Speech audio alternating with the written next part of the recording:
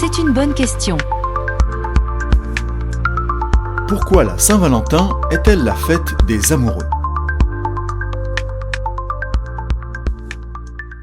À chaque mois de février, une certaine effervescence électrise l'air et l'on voit fleurir un peu partout des cœurs, des cupidons et encore plus de cœurs. Pas de doute, c'est la Saint-Valentin. Si Saint-Valentin est bien le saint patron des amoureux, il ne l'est devenu que sur le tard et sûrement pas à cause de ses actions. Mis à part le nom en réalité, la fête de la Saint-Valentin n'a rien à voir avec le saint fêté le 14 février. Un personnage dont l'histoire n'a d'ailleurs rien de romantique. Valentinus était un prêtre romain emprisonné sous le règne de Claude II, empereur de Rome au IIIe siècle et persécuteur de chrétiens. Entendu par un juge du nom d'Astérius, Valentinus entreprit subtilement de le convertir au christianisme pendant leurs échanges. Astérius lui proposa alors un marché. S'il parvient à guérir la cécité de sa fille adoptive, qui était aveugle, il promet d'embrasser la foi chrétienne.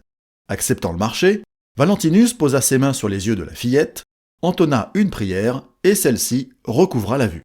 Par ce miracle, non seulement Astérius s'est fait baptiser, mais il convainc aussi toute sa famille de le suivre. La nouvelle parvint malheureusement aux oreilles de l'empereur, qui les fit tous exécuter. Valentinus, lui, est décapité un 14 février et devient un saint 2 siècles plus tard grâce au pape Gélase Ier. Presque 1000 ans plus tard, le célèbre Geoffrey Chaucer, père de la littérature anglaise, écrit au XIVe siècle un poème où des oiseaux se rassemblent avant le printemps pour trouver l'amour. L'auteur écrit alors « C'était le jour de la Saint-Valentin, le jour où chaque oiseau vient choisir son partenaire ». Un autre poète prolifique se dispute toutefois la paternité de la Saint-Valentin. Il s'agit du chevalier-poète Othon de Grandson, un auteur français dont la notoriété était déjà européenne.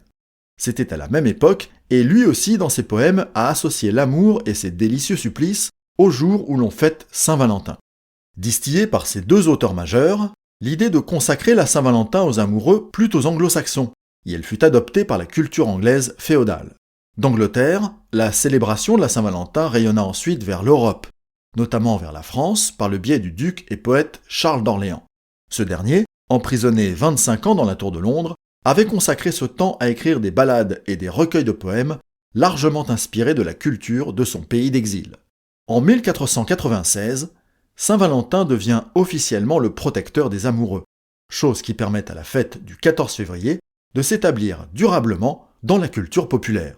Au départ, les amoureux s'échangeaient des mots doux pour l'occasion, des petits billets plus tard remplacés par des cartes illustrées.